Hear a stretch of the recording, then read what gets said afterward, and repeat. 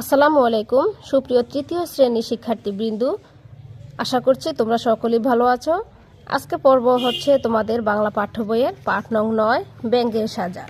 অনুশীলনের সমাধান সহ দেখিয়ে দিব, না টেনে সম্পূর্ণ ভিডিওটি মনোযোগ সহকারে দেখো। ব্যঙ্গের সাজা। আগে আমরা প্রথমে কি করব, এই গল্পের মধ্যে যে সুন্দর সুন্দর দৃশ্য আছে সেগুলো আমরা একটু দেখব। এখানে কে বসে আছে? উনি হচ্ছেন রাজা মশাই। উনি কি? রাজা মশাই। এটা হচ্ছে একটি পিঁপড়ে। হ্যাঁ, এটি হচ্ছে পিঁপড়ে। এটা হচ্ছে রাজা মশাই, এটা হচ্ছে পিঁপড়ে। তারপর হচ্ছে এটি হচ্ছে একটি মোরগের ছবি, তারপর সাপ, তারপর এখানে হচ্ছে হরিণকে নিয়ে যাচ্ছে। এটি হচ্ছে কি পাখি? সারস পাখি। তারপর এখানে গাছের মধ্যে একটি ব্যাঙ লুকিয়ে আছে। তারপর হচ্ছে কাঁঠাল গাছ থেকে আঠা পড়ছে, তারপর সে আঠা এসে ব্যাঙের গায়ে লেগেছে। কেন হয়েছে এগুলো সেই সম্পর্কে আজকে আমরা জানবো। খুব মজার একটি রূপকথার গল্প। তো শিক্ষার্থী বন্ধুরা, না টেনে সম্পূর্ণ ভিডিওটি দেখো। একবার বনে খুব অশান্তি শুরু হলো। একটি পিঁপড়া পিলপিল করে গেল রাজার দরবারে। গিয়ে বলল, রাজামশাই বিচার করুন, মুরগি আমার বাসা ভেঙে ফেলেছে। এই যে মুরগিটি দেখতে পাচ্ছ, এই মুরগির কথা বলছে পিঁপড়াটায় রাজামশাইয়ের কাছে গিয়ে বলছে যে মুরগিটি তার বাসা ভেঙে ফেলেছে। রাজা সিপাহীদের ডেকে বললেন, যাও মুরগিকে ধরে নিয়ে এসো। মুরগিকে নিয়ে আসা হলো। সে কক কক করে বলল, সাপ আমার ডিম ভেঙে ফেলেছে। এই যে সিরিয়ালে সবগুলোর ছবি দেওয়া আছে। কি বলল? সাপ আমার ডিম ভেঙেছে। সাপকে ধরতে গিয়ে পিঁপড়ার ভাষা ভেঙেছে। আগে সাপের বিচার করুন রাজামশাই।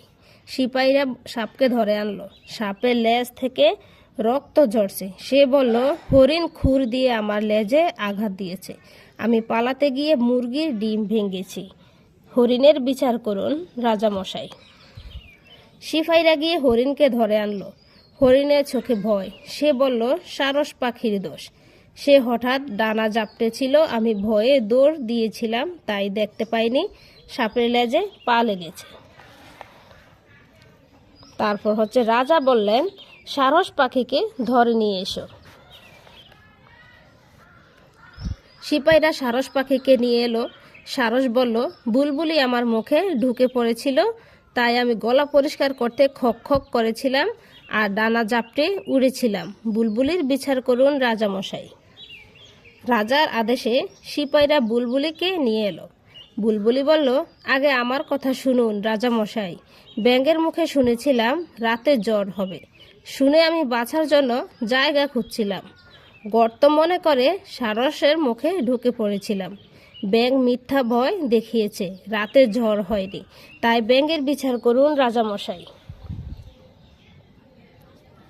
রাজার সিপাহীরা ব্যাঙটাকে ধরতে গেল। ব্যাঙ গাছের নিচে গর্তের মধ্যে লুকিয়েছিল, কিন্তু লুকালে কি হবে, ব্যাঙের ঠ্যাং ঠিকই দেখা যাচ্ছিল। এই যে ব্যাঙের ঠ্যাং দেখা যাচ্ছিল। রাজার সিপাহীরা ব্যাঙের ঠ্যাং ধরে টান দিল। হেইও হেইও। ব্যাঙের ঠ্যাং ধরে চ্যাং দোলা করে আনা হলো। রাজা বললেন, ব্যাঙ তুমি মিথ্যা বলেছিলে কেন? ব্যাঙ বলল, ঘ্যাঙর ঘ্যাং, শহরে বেড়াতে গিয়েছিলাম রাজামশাই। চায়ের দোকানে শুনলাম লোকেরা বলছে রাতে ঝড় হবে, আমি সে কথাই বুলবুলিকে বলেছিলাম। রাজা বললেন, তুমি শহরের গুজব এনে বনে রটিয়েছ, বনের শান্তি নষ্ট করেছ। গুজব রটানোর জন্য তোমার শাস্তি হবে। রাজার সিপাহীরা ব্যাঙটাকে কাঁঠাল গাছের তলায় নিয়ে গেল। চাবুক মারতে লাগলো, কিন্তু বারবার চাবুক গিয়ে লাগলো কাঁঠাল গাছের ডালে। সেই কাঁঠাল গাছের কষ গড়িয়ে পড়ল ব্যাঙের গায়ে। তারপর থেকে ব্যাঙের গায়ে দাগ হয়ে গেল। তো শিক্ষার্থী বন্ধুরা, এই ছিল গল্পটি। খুবই মজার একটি গল্প। তারপর হচ্ছে অনুশীলনের কাজ। প্রথমে আছে শব্দার্থ।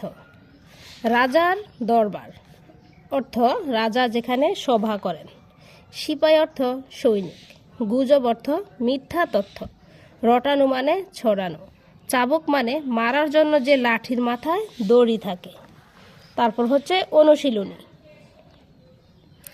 এখানে 5টা শব্দ দেওয়া আছে, তো 5টা শব্দের অর্থ এই যে এইখানেই দেওয়া আছে, তোমরা এগুলো শিখে নিবে। তারপর হচ্ছে খালি জায়গায় শব্দ বসাই। 2জন দেশ পাহারা দিচ্ছে, 2জন সিপাই, এখানে হবে সিপাই, 2জন সিপাই পাহারা দিচ্ছে। রাজার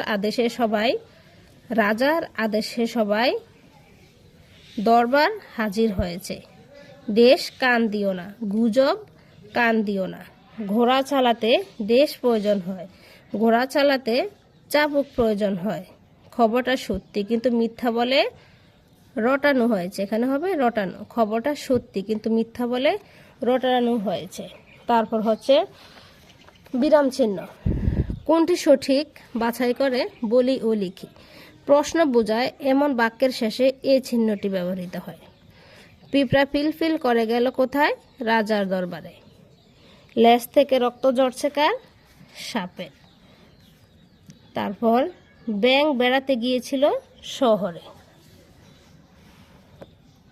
এরপর হচ্ছে প্রশ্নের উত্তর। পিঁপড়া রাজার দরবারে কেন গেল? কে মুরগি ডিম ভেঙেছিল? বুলবুলি কোথায় ঢুকে পড়েছিল? কিভাবে ব্যাঙের গায়ে দাগ হলো? এই যে দেখো, পিঁপড়া রাজা দরবারে কেন গেল? মুরগি পিঁপড়ার বাসা ভেঙে দিয়েছে, তাই পিঁপড়া বিচার চাইতে রাজার দরবারে গেল। কে মুরগি ডিম ভেঙেছিল? সাপ মুরগি ডিম ভেঙেছিল। বুলবুলি কোথায় ঢুকে পড়েছিল? বুলবুলি সারস পাখির মুখেই ঢুকে পড়ছিল। কিভাবে ব্যাঙের গায়ে দাগ হলো?